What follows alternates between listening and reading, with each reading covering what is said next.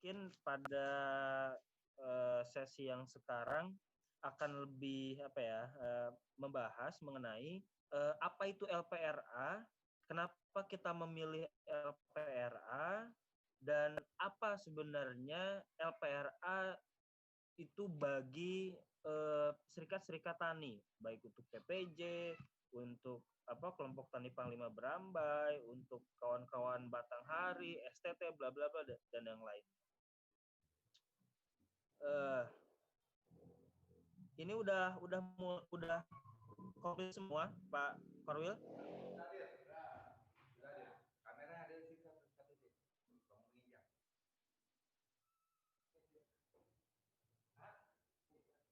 Bu Adida mau eksis?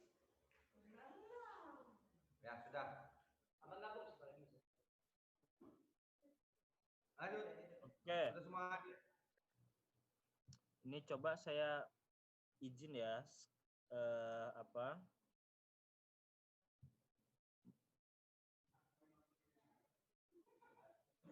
mau share screen.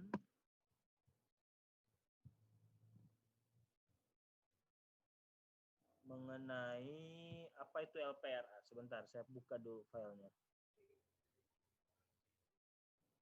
Nah, sebelum itu dari pemaparannya Mas Ubed, ada yang perlu dipertanyakan lagi nggak, kawan-kawan? Kalau untuk itu sudah jelas lah ya. Jadi juga tadi sudah dikirim bahan-bahannya. Nah, bahan-bahan yang dikirim oleh Bung Ubed itu sudah kita share di grupnya teman-teman. Dan itu untuk dibaca-baca ulang dan dipelajari. Nah, kalau terkait rencana pemetaan itu sebagian banyak masukan dan sebagian juga sudah kita rapatkan di sana.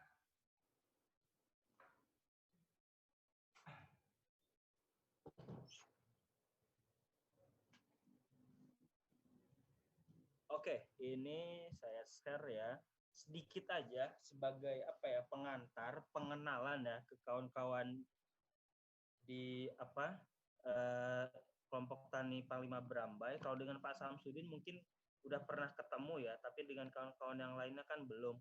Baru kali ini kita bisa bertatap muka ya, meskipun lewat aplikasi Zoom. Kelihatan nggak ini, kawan-kawan? Kelihatan.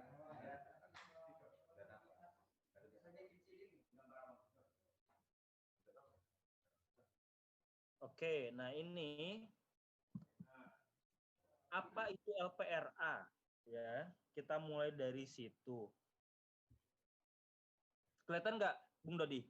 Kelihatan. Oke. Zoom. Kita pakai apa? Proyek Infocus. Ya.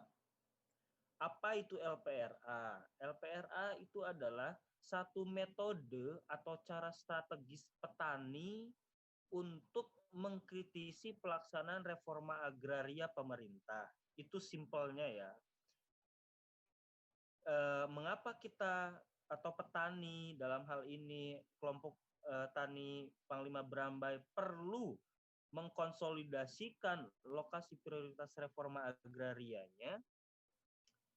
Karena yang pertama adalah pemerintah dalam melaksanakan RA versi pemerintah itu tidak hendak menyasar lokasi-lokasi konflik yang selama ini kita alami. Contohnya di ini nama desanya selain Sengkatijaya itu apa? Belantijaya. Misalkan di Belantijaya. Nah, kita selama ini berkonflik, namun pemerintah nggak mau menyentuh penyelesaian konfliknya itu semacam apa. Banyaklah alasannya. Alasannya nggak ada anggaran, nggak ada tenaga yang bisa digunakan, atau ada intervensi dari pihak perusahaan dan sebagainya. Banyaklah. Atau ada juga kendala pemerintah desanya nggak mendukung, camatnya nggak mendukung, dan sebagainya. Nah, masalah-masalah tersebut menumpuk. Dengan demikian, si pemerintah daerah itu jadi malas menyelesaikan konflik-konflik atau mengusulkan lokasi-lokasi desa-desa yang selama ini berkonflik. Nah, oleh karena itulah jika pemerintah memang tidak memiliki mekanisme atau enggan atau malas mengusulkan lokasi-lokasi kita yang selama ini kita garap, kuasai, Serikat Tani itulah sendiri yang harus mengusulkan lokasinya sendiri kepada pemerintah, baik di tingkat daerah maupun di tingkat nasional. Nah, KPA selama 2016 telah menginisiasi atau mengkonsolidasikan ratusan desa di seluruh Indonesia untuk diserahkan atau diusulkan kepada pemerintah terkait, baik KLHK, Kementerian Agraria Tata Ruang, Kementerian Desa, dan sebagainya, agar lokasi-lokasi yang selama ini menjadi basis-basis pengorganisiran petani itu dijadikan lokasi prioritas pelaksanaan reforma agraria. Karena jika mengacu pada tujuan reforma agraria yang salah satunya adalah mengurangi ketimpangan dan menyelesaikan konflik, dengan menyasar atau melaksanakan RA di lokasi-lokasi yang kita usulkan itu sudah menjawab dua hal tersebut. Nah, artinya itu sangat sebenarnya apa yang kita perjuangkan melalui LPRA itu sangat berguna atau bermanfaat baik untuk pemerintah maupun untuk organisasi serikat taninya. Nah, ini apa sebenarnya kenapa KPA itu mengusulkan satu konsep yang namanya LPRA. Yang pertama adalah kawan-kawan bisa lihat menjawab kaidah atau tujuan RA, menghilangkan ketimpangan yang tadi saya sebutkan, konflik, kesenjangan ekonomi dan sebagainya. Merespon proses penentuan tanah objek reforma agraria. Nah, tanah objek reforma agraria ini merupakan tanah-tanah yang dipilih sepihak oleh KLHK maupun BPN. Misalkan di KLHK mereka mau melakukan pelepasan kawasan hutan, mereka pasti cari-cari yang nggak ada konfliknya. Misalkan satu desa hanya berbatasan dengan suatu kawasan hutan produksi, belum ada perusahaannya, ya kan, belum ada pengajuan izin dan sebagainya. Nah, itu bisa dilepaskan dan itu di luar Jawa, Bali dan Lampung. Nah, sedangkan untuk desa-desa desa-desa seperti Belanti Jaya yang itu berkonflik dengan WKS, nah mereka nggak mau urus karena dianggapnya terlalu rumit dan sulit untuk diselesaikan.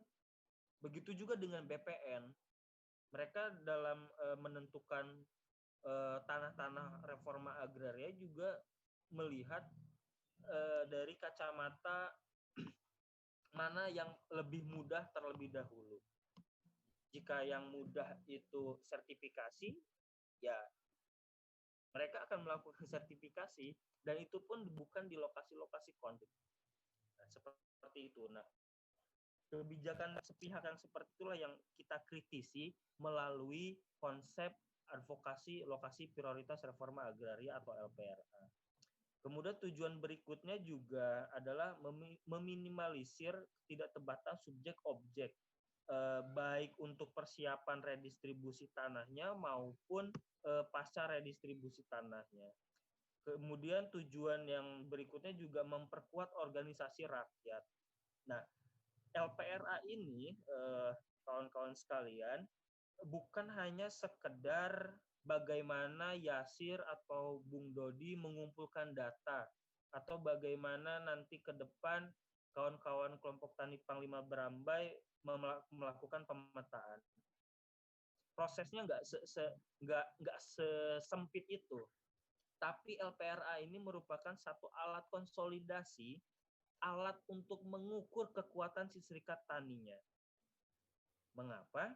Karena di dalam LPRA nanti itu akan ada dituliskan siapa menguasai berapa, letaknya di mana. Sehingga terpetakan sebenarnya kekuatan kelompok tani Panglima Brambai itu berapa orang, ya kan, mengorganisir di berapa luas, tanggungan keluarganya berapa, komoditas utama tanaman pangan atau tanaman pertaniannya apa, berapa pemukiman, bla bla dan sebagainya. Sehingga kekuatan-kekuatan basis itu bisa terpetakan. Manfaat lainnya juga ini bisa merajut ulang ya, atau menyatukan ulang konsolidasi yang sebelumnya terpecah. Misalkan ada satu basis atau satu kelompok tani yang ada yang memilih untuk bermitra dengan WKS, ada kelompok tani yang memilih untuk tetap mengajukan pelepasan kawasan hutan. Nah, melalui LPRA inilah proses konsolidasi ulang serikat tani itu dimungkinkan. Di dalam pengusulannya itu bukan pengusulan individu atau perorangan, melainkan pengusulan berdasarkan satu wilayah, satu tanah reclaiming oleh satu organisasi itu sendiri. Jadi KPA tidak akan menerima usulan lokasi prioritas reforma agraria yang diusulkan oleh misalkan 5 orang atau 10 orang. Oh, itu kita nggak sampai ke situ. Kenapa? Karena selain itu membuang-buang waktu, juga tidak ada bentuk solidaritas, konsolidasi, kesungguhan berjuang, bukti terorganisir dan sebagainya. Nah, oleh karena itulah harus melalui pengusulan serikat tani.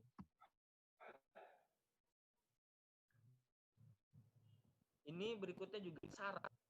Ini penting kawan-kawan diperhatikan. Mengapa? Karena banyak orang atau organisasi lain yang mendatangi Pak Joshua di Jakarta untuk meminta tolong agar desa-desanya, tanah-tanahnya juga diperjuangkan. Banyak sekali. Tapi setelah di cross check oleh Joshua di Jakarta, ternyata tanah-tanah tersebut nggak dikelola, nggak digarap, nggak ditanami, nggak dikuasai. Sedangkan bukti hukum nggak punya juga. Lantas apa yang bisa membuktikan bahwa itu tanah kita? Seperti itu. Nah, oleh karena itu, KPA, PPJ, STT, KPA wilayah itu memiliki syarat. Suatu lokasi itu dapat diusulkan sebagai lokasi LPRA. Yang pertama adalah petani sudah terorganisir dan memiliki organisasi taninya. Itu syarat utama dan pertama yang harus dimiliki oleh petani.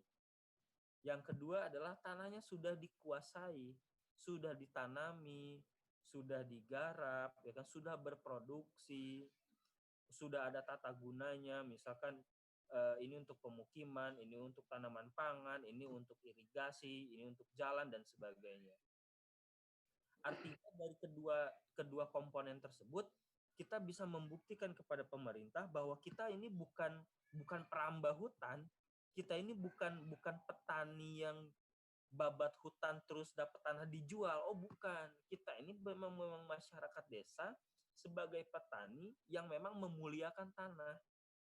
Seperti itu. Kemudian memiliki data subjek objek yang lengkap.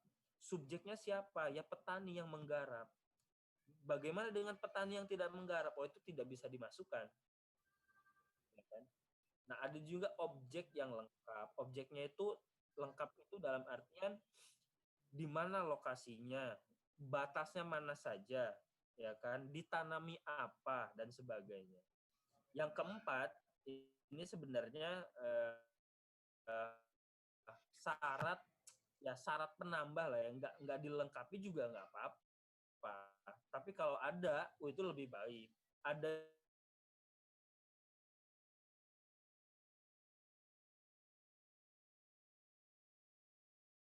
dari pemerintah daerah, Ibu Bapak sekalian. Cukup jelas ya.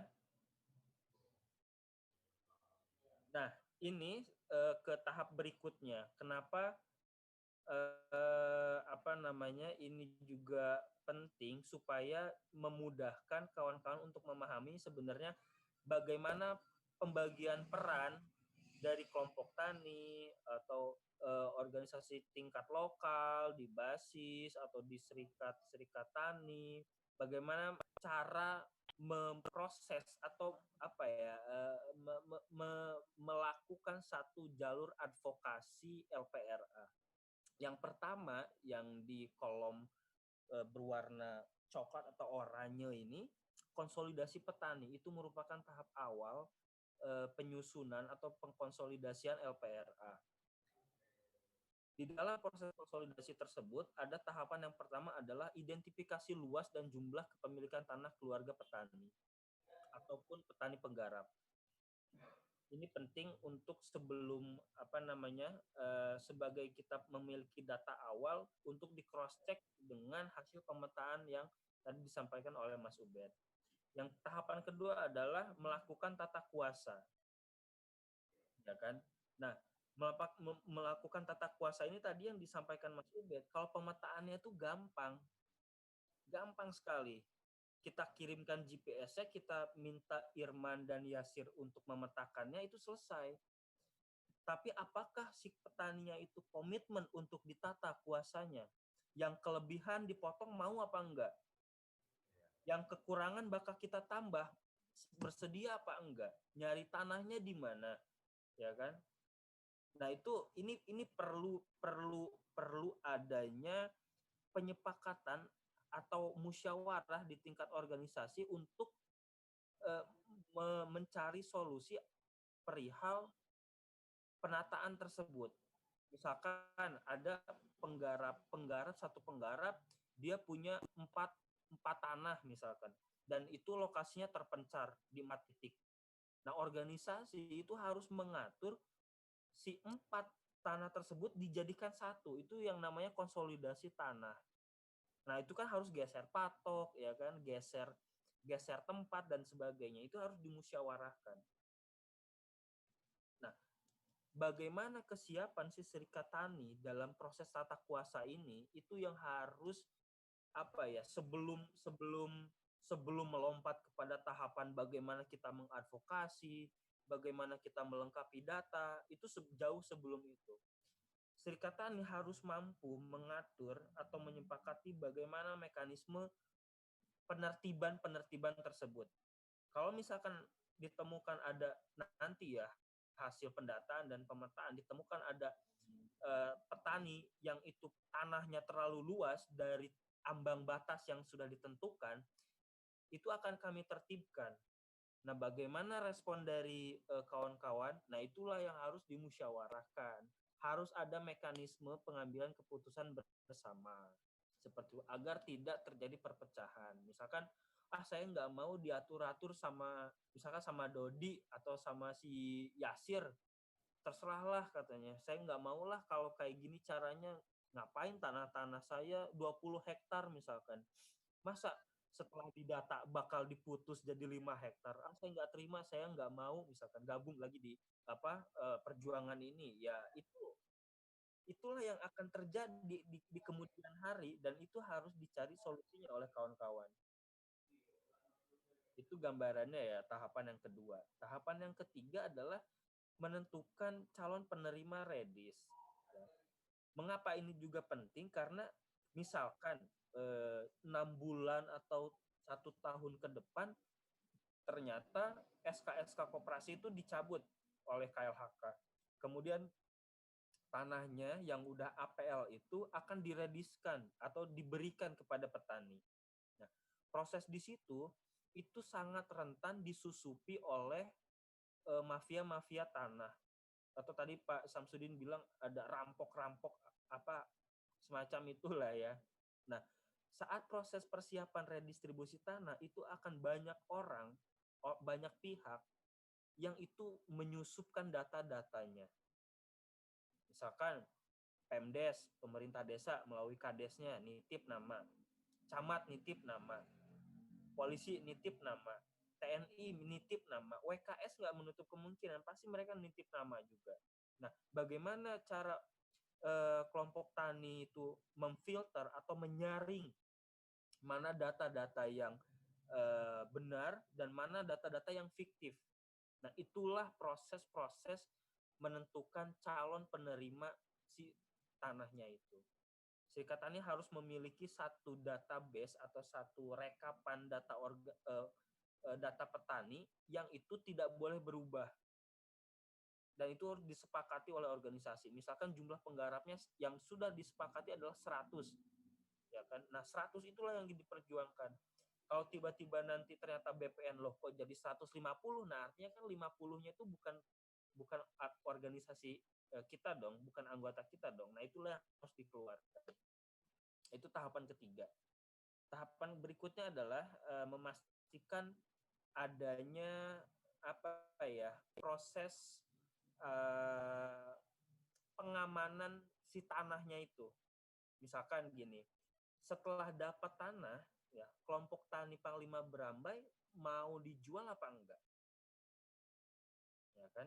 Nah, itu harus ada mekanisme pengamanannya. Kalau misalkan tanahnya setelah diradis mau dijual, ya ngapain kita berjuang berdarah-darah sejak sekarang, gitu kan? Tapi kalau misalkan ini bakal jadi tanah yang terus kita kelola, kita muliakan, kita wariskan kepada anak cucu, ya kita harus dari sekarang udah mulai memikirkan bagaimana mekanisme pengamanannya.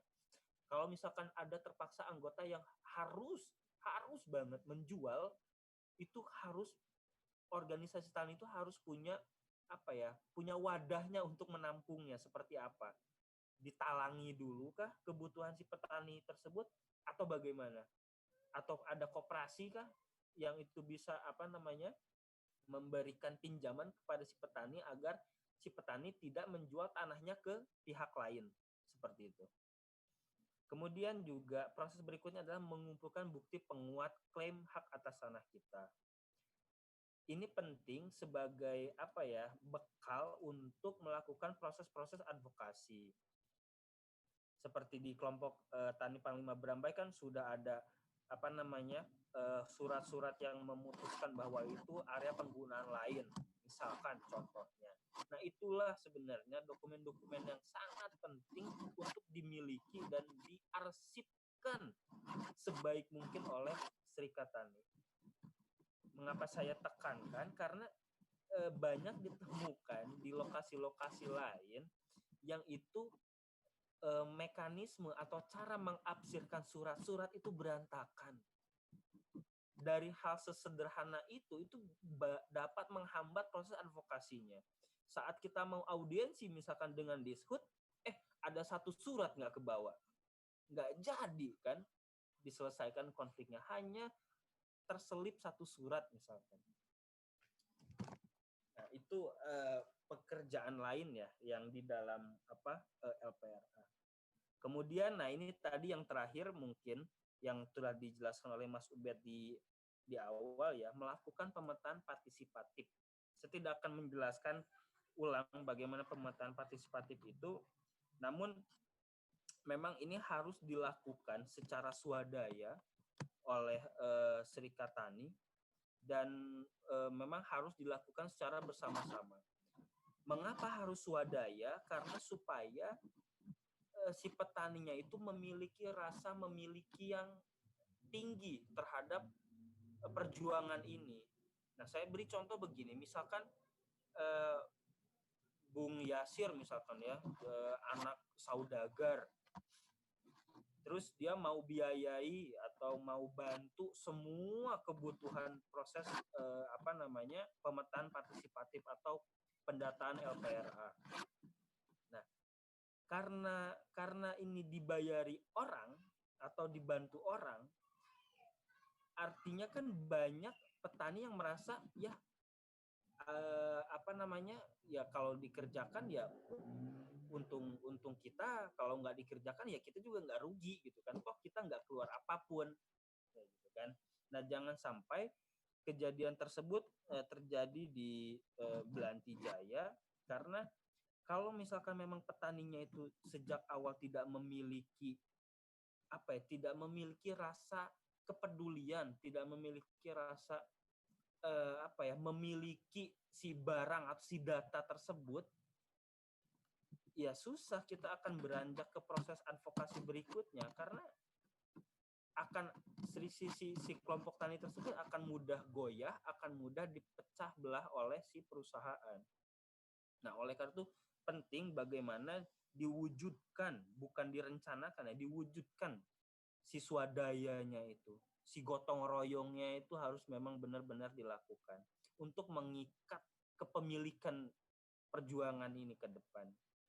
Nah, itulah yang dalam waktu mungkin ya, kalau bisa kita targetkan 4 atau 5 bulan ke depan, itulah yang harus dilakukan oleh kawan-kawan kelompok tani Panglima Berambai ataupun kelompok-kelompok tani yang lainnya kan. Karena apa, di basis kan pasti banyak ya kelompok-kelompok tani yang lain. Nah, sampai sini ada yang ditanyakan nggak kawan-kawan? Atau belum jelas?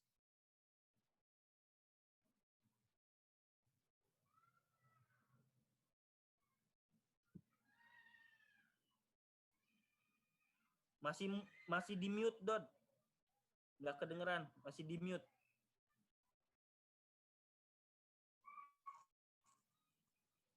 Jo, tolong Jo, di unmute. Jelas Ron, katanya detail katanya. Oke, nah ini itu ya tahap-tahap pertamanya ya, mungkin dalam 4-5 bulan ke depan yang akan bersama-sama kita lakukan. Untuk 3 tahapannya ini saya tidak akan menjelaskan terlalu detail karena banyak proses yang nanti akan kita pelajari lebih seksama setelah proses di konsolidasinya pertama, konsolidasi petaninya tersebut. Tapi akan saya jelaskan singkat-singkat saja. Nah, setelah prosesnya petani ini terorganisir, mengkonsolidasikan data-datanya, ya kan, langsunglah memasuki tahap berikutnya, yaitu penyerahan. Kepada siapa diserahkan? Ya kepada pemerintah yang terkait, yang relevan. Misalkan dalam kelompok tani Panglima Berambai, karena konfliknya dengan kawasan hutan, izin HTI, Sinarmas, ya kepada pemerintah daerah kabupaten, provinsi, Dishub, BPKH, dan Kementerian Lingkungan Hidup dan Kehutanan. Ini loh tanah kami, ini loh tumpang tindihnya, ini loh kesalahannya, ini loh rekomendasinya, seperti itu. Nah, itu juga dibantu oleh kerja-kerja advokasi kawan-kawan di KPA wilayah seperti Bung Yasir, Bung Irman, Pak Korwil, maupun kami di Jakarta ada Bung Joshua, ada saya, ada Mas Ubed, dan sebagainya.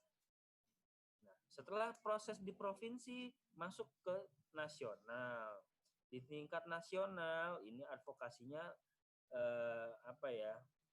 bukan nggak bisa dibilang lebih mudah sih sebenarnya, lebih sulit karena sesudah konsolidasi dari tingkat petani naik ke kabupaten, provinsi, di nasional kan dikumpulkan.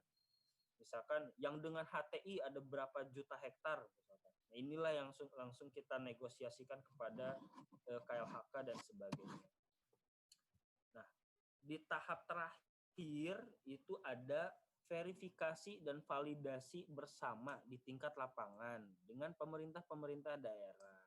Nah, setelah berawal dari lokal, naik ke nasional, balik lagi ke lokal atau ke tingkat desa. Karena mau bagaimanapun, proses redistribusi tersebut akan dan pasti akan terjadi melalui keputusan-keputusan pemerintah daerah. Nah, di sini ada misalkan di dalam sistemnya KLHK itu ada tim Inver PPTKH,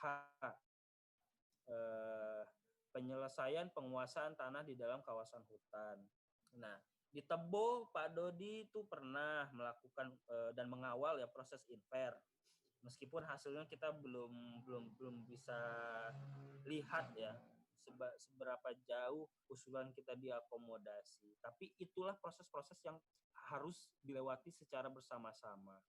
Nah, di proses verifikasi lapangan ini juga nggak mudah, ya kan, butuh kesolidan, butuh kepekaan, butuh kepedulian, butuh keberanian dari serikat tani itu untuk mengawal secara langsung proses verifikasi data subjek objek di lapangan.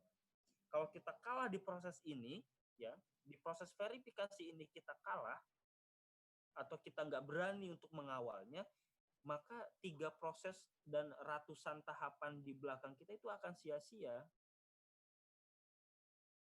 Ya, percuma kita memetakan, percuma kita menata kuasa, percuma kita menyerahkan di kabupaten hingga nasional, tapi pada saat verifikasi kita lengah misalkan ya, atau kita menurun lah semangat juangnya, bisa dikatakan begitu. Nah itu kita akan sangat rugi, karena disinilah sebenarnya penentuan bagaimana usulan kita akan diterimakah atau dikurangikah atau bahkan dilebihkan oleh si PLHK itu. Itulah gambaran proses advokasi atau konsolidasi lokasi prioritas reforma agraria. Sampai sini ada yang ditanyakan? Ya, jelas. Nah, ini sebagai intermezzo saja, bagaimana sebenarnya mekanisme atau struktur sistem si advokasi LPRA di KPA. Nah, di mana sih sebenarnya peran-peran KPA wilayah? Bagaimana sih peran-peran tadi Mas Ubed misalkan? Bagaimana sih, di mana sih sebenarnya posisi serikat tani?